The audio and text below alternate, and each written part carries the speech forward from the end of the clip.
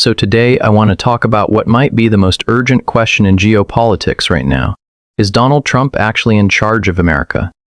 Before you answer, I know what most of you are thinking. Of course he is. He's the president. He fires people constantly. He's on Truth Social every morning. He looks like he's running the show. But I'm going to argue that this is a carefully constructed illusion. Using game theory and the logic of structural history, I'll show you that Trump, the man who built his brand as the ultimate dealmaker and strong man, is not running America. He's being run by forces that existed long before he arrived and will outlast him by decades. Let's start with a simple thought experiment. Imagine you're a new CEO walking into a massive corporation. On your first day, your VP of Finance says, "Boss, we have $39 trillion in debt. If our credit rating drops, our interest payments double, and we go bankrupt."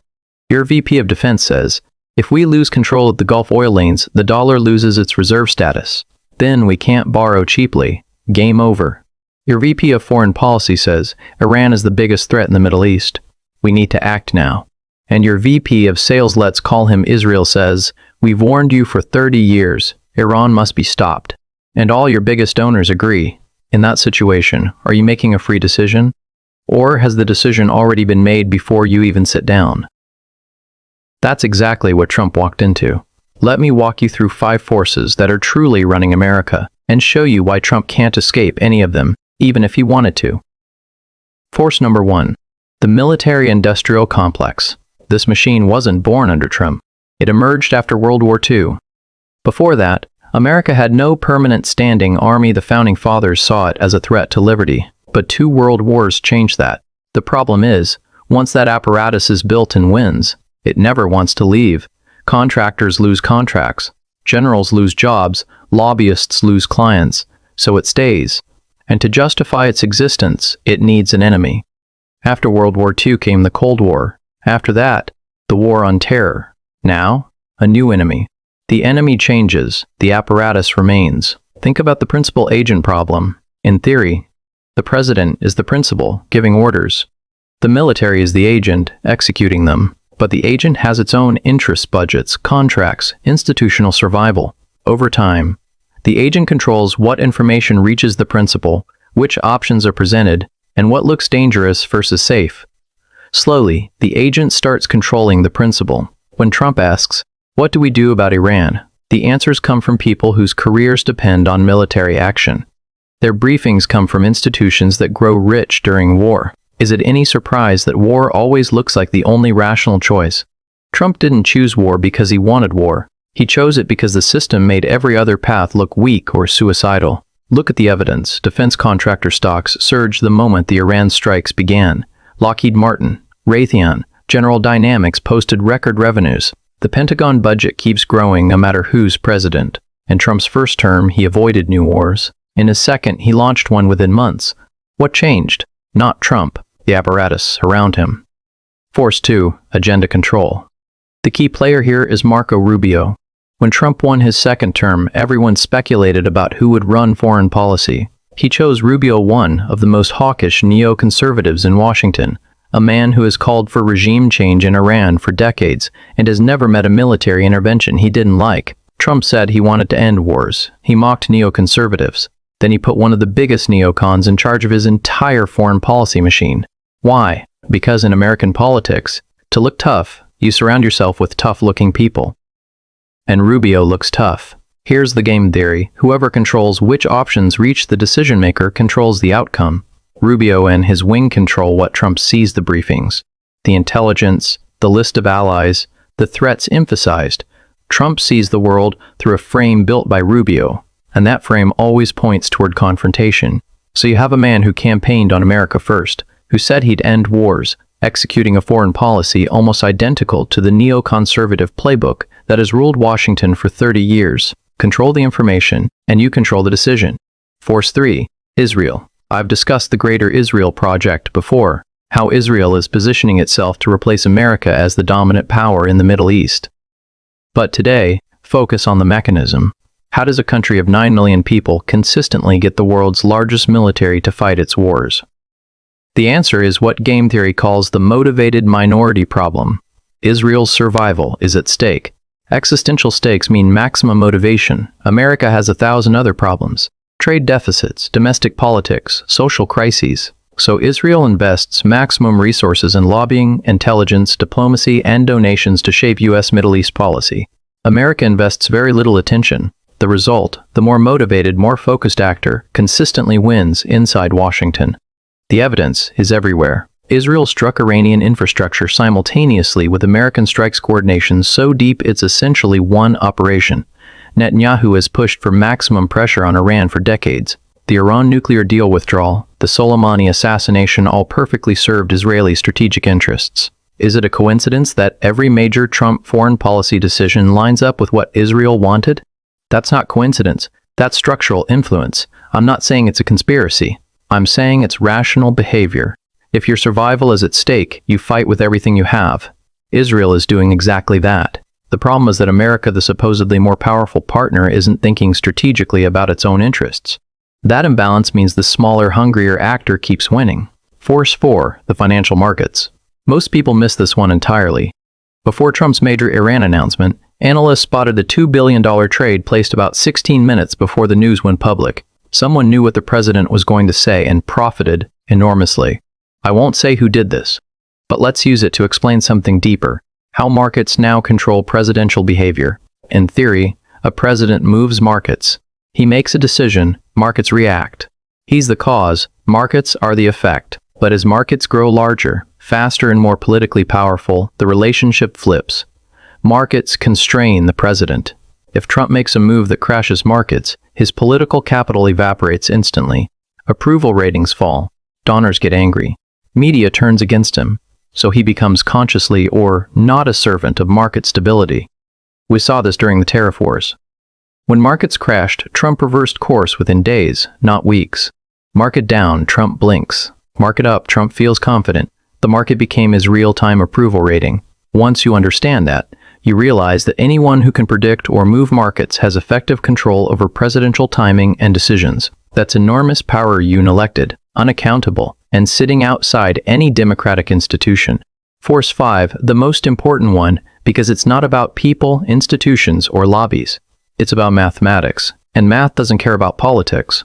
America's national debt is $36 trillion. To visualize that, if you spent $1 million every single day since the birth of Jesus Christ, you still wouldn't have spent $36 trillion. The interest payments alone now exceed the entire annual defense budget. America spends more on interest to its creditors than on its whole military, and that number grows every year. What's the only way to keep this sustainable? Keep the dollar as the world's reserve currency. If the dollar is the reserve currency, everyone needs dollars.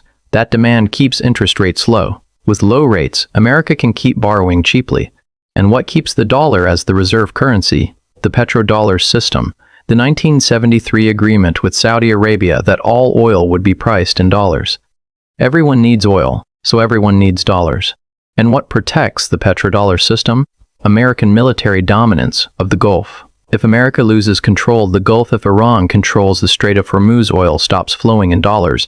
The petrodollar collapses, demand for dollars falls, interest rates spike, and America cannot service its $36 trillion debt. Do you see what I'm saying? The war in Iran is not a choice. It is a mathematical requirement of the American financial system. Any president in that chair, Democrat or Republican, hawk or dove, faces the same equation. Lose the Gulf, lose the dollar. Lose the dollar, lose the empire. So they fight, not because they want to, but because the debt structure leaves no other option. Trump walked into a machine. He didn't create this debt. The petrodollar system, the military-industrial complex, the lobbying apparatus, or the market dependency, all of these were built over 50 years by Democrats and Republicans.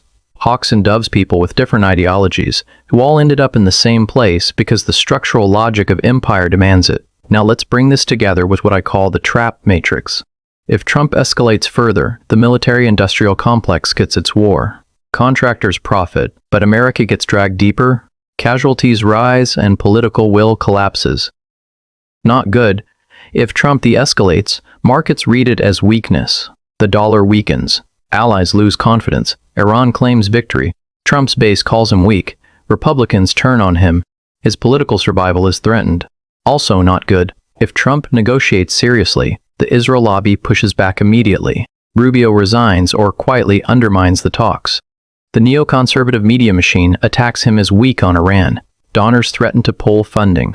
That path closes too. If Trump does nothing, Iran consolidates. Russia and China fill the Gulf vacuum. The petrodollar slowly erodes. America's influence declines anyway, just slower and more painfully. And Trump gets blamed for the decline. Every exit is blocked. Escalate, you lose. De-escalate, you lose. De-escalate, you lose. Negotiate, you lose. Negotiate, you lose. Do nothing, you lose. That's not a president in control. That's a president in a cage built over 50 years by the forces I've described. No individual, no matter how confident, charismatic, or powerful, can simply walk out.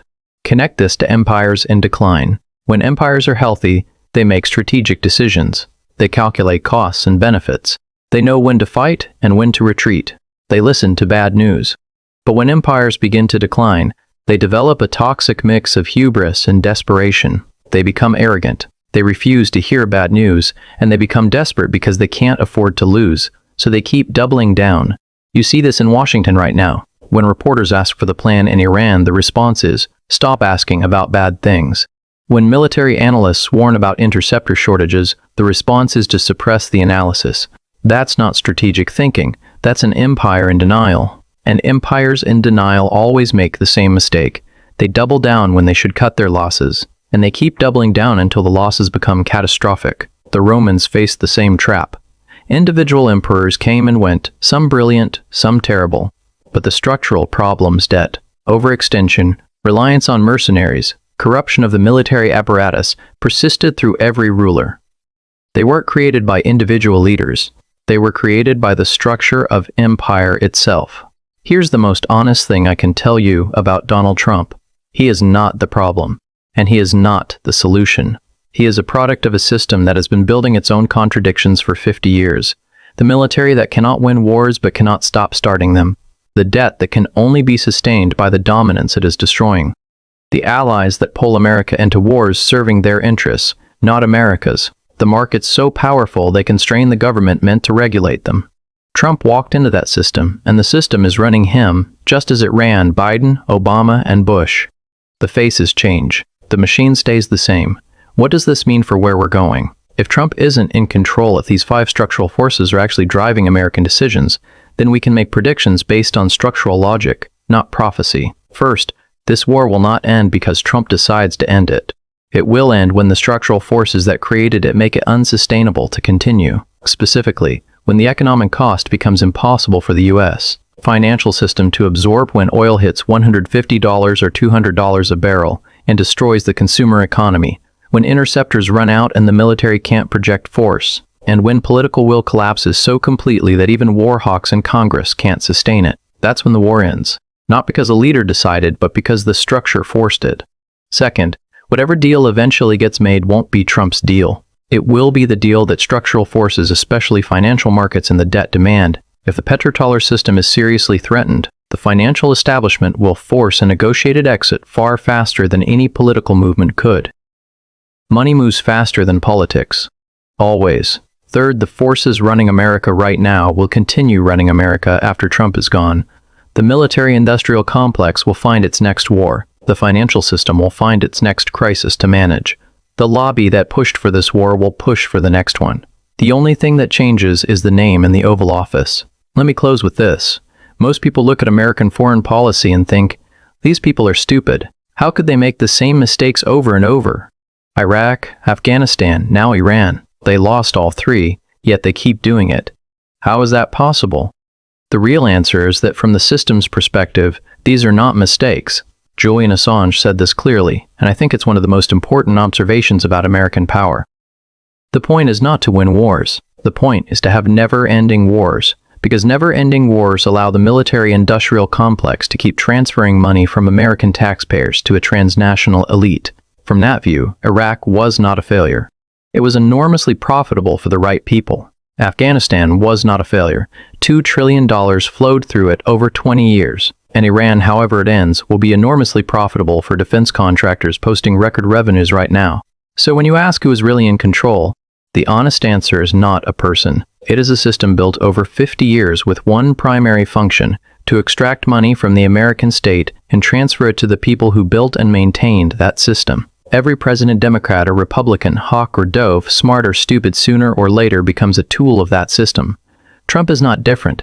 Trump is the latest face of a machine that was running long before he arrived.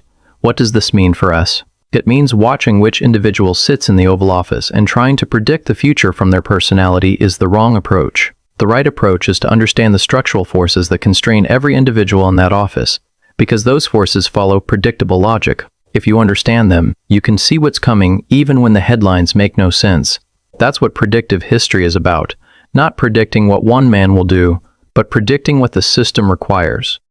That's my analysis for today. Think about it carefully. Push back on it, because the most important thing isn't to accept what I'm saying. The most important thing is to think for yourself.